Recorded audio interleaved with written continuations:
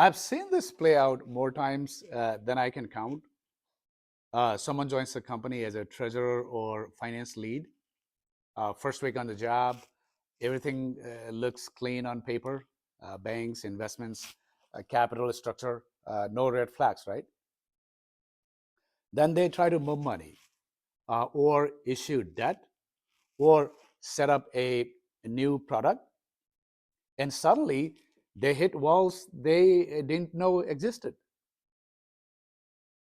Why can't this bank handle that bond issue? Or why does something that feels connected require three different institutions? Now, that confusion isn't incompetence, it's the system.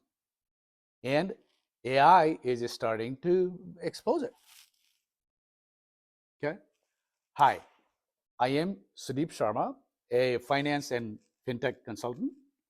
Let's talk about why the US financial system works this way and why that still matters today. So, why is our system segmented? The US financial system is unusual, and it's unusual by design. For about 66 years, starting in the 1930s, we had laws that basically said, you stay in your lane. Banks took deposits and made loans. Investment firms handled stocks and bonds. Insurance companies did insurance. In-depth story. This came out of the Great Depression. The goal was simple.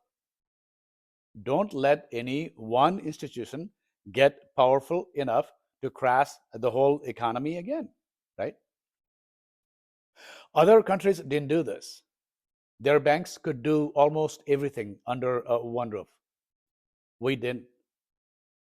Even though those walls started coming down in 1999, parts of that structure still shape what banks can and can't do today. Okay? And here's the part people usually miss.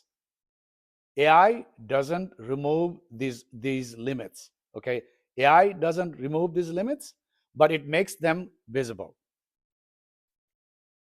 So where does AI enter into the picture? See, AI doesn't change financial laws, right? But it does change how fast you run into them. Okay? Modern treasury systems use AI to map relationships, say, between banks, products, markets, and regulations.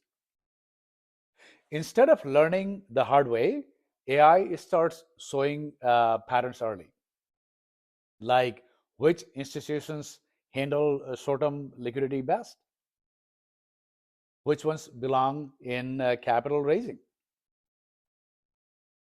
where friction will appear before you initiate a transaction.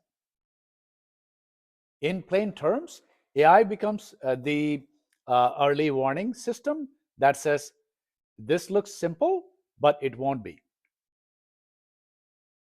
Right? Now, to see why that matters, you need to understand the two markets Treasury lives in. Now, on to our two markets. Money markets versus capital markets. Right? Most Treasury decisions fall into one of the two buckets. Okay? Money markets are short-term, usually under a year. That is where excess cash lives. So Treasury bills, commercial papers, overnight repos, high liquidity, low drama. Okay? Capital markets, on the other hand, are long-term, right? So we're talking about loans, bonds, equity, bigger commitments, and more risk. Also, less flexibility, right? AI helps Treasury answer a basic but critical question faster? Are we managing cash or raising capital? Get that wrong, and even good decisions feel painful. And once you know which market you're in, the next choice gets even more strategic. So what is public versus private capital? Are you weighing on an IPO versus a private placement? See, the public route gives you access to a huge pool of capital, right? But it's slow, expensive, and very visible. The private placements, on the other hand, are faster and cheaper upfront. But fewer investors mean higher interest rates and tighter rules. See, AI now helps model those trade-offs clearly. So costs, flexibility, future risks, before decisions get locked in. And that matters because once capital is raised, you live with it for years. Now, all of this leads to one last point that doesn't get enough attention. So what is the real cost of complexity, right? See, every financial instrument has friction, the fees, constraints, legal limits. AI doesn't eliminate those costs, right? But it makes them visible earlier. It shows where complexity adds value and where it just adds noise. That clarity is what modern Treasury actually needs. Here's a takeaway I would share with any colleague. The US financial system wasn't built to be simple.